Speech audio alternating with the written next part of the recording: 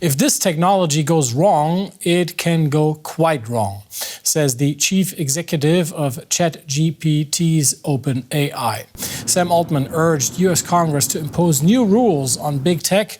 At a hearing on Tuesday, Mr. Altman proposed the U.S. lawmakers to consider licensing and testing requirements before launching powerful AI models, as well as revoking permits if rules are broken.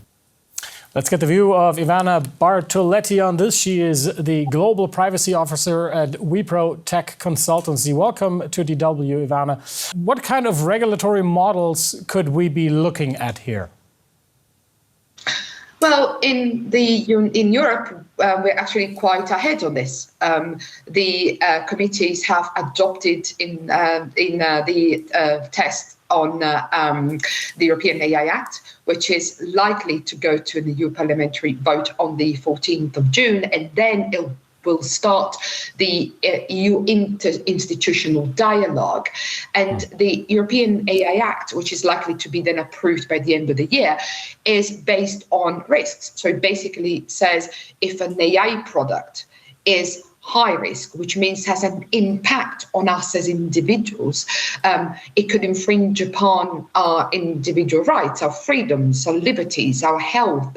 In that case, this is higher risk. And so we need to wrap some controls around it. And then there are some others higher risk that are completely banned from the European Union. So, for example, things like the social scoring that is happens in China, that is seen as conflicting with the European way of living and operating, and therefore is banned in the EU. But there are also other ways that we could regulate AI. I mean, the European AI Act is a model. The hope is that it will really usher a new discussion and really move more countries to adopt legislation around artificial intelligence. There are different ways of doing it, and it's important, I think, that we have that agreement, that this regulation, that we need to regulate not AI per se, but we need to regulate the behavior of organizations, of people around it. Ivana, according to a fresh Reuters poll, 61% of those polled in the US say that AI poses a threat to humanity. I mean, what do you make of that? There is serious concern among large parts of the public. Yeah, and this is a little bit disconcerting in my views.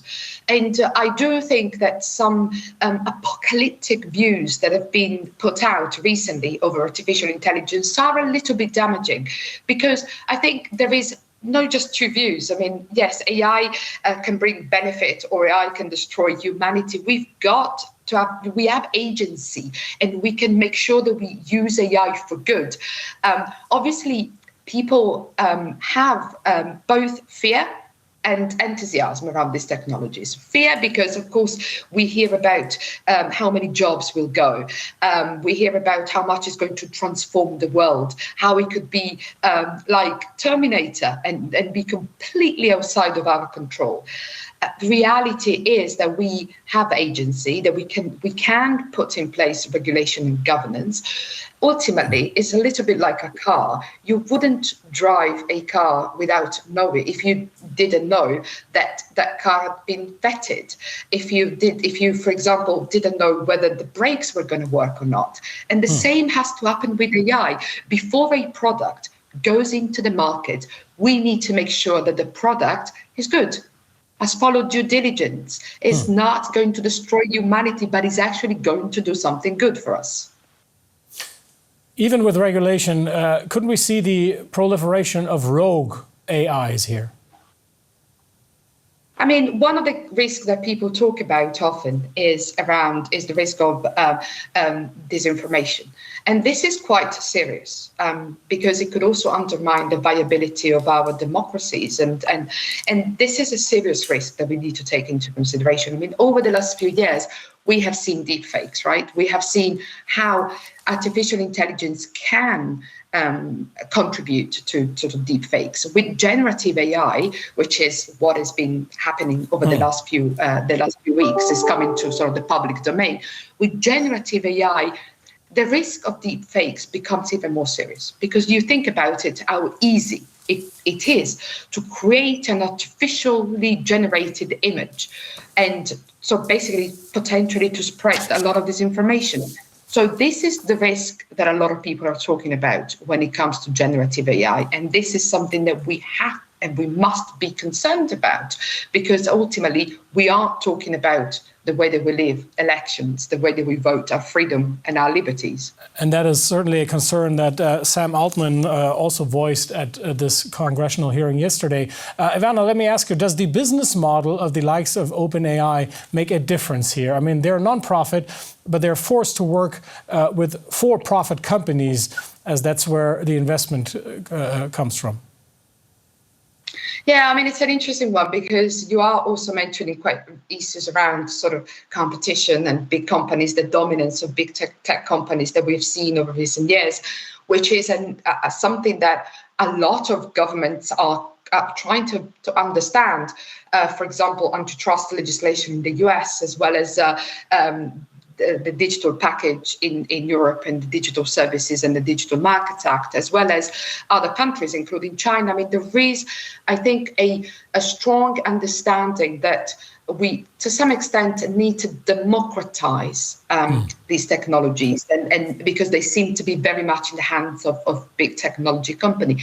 On the other hand, when it comes to ChatGPT and similar tools, the benefit of these tools is not so. There are big companies that are going to be the ones that have access to A, huge amount of data, and B, large computational power. And this is the mix to create and to run this large sort of foundational models. And a lot of other companies will be leveraging these models and then do something with them, whether it's to fine-tune them to use for enterprise instances, whether it's, for example, to create and to use them in particular areas and for particular functions. So it is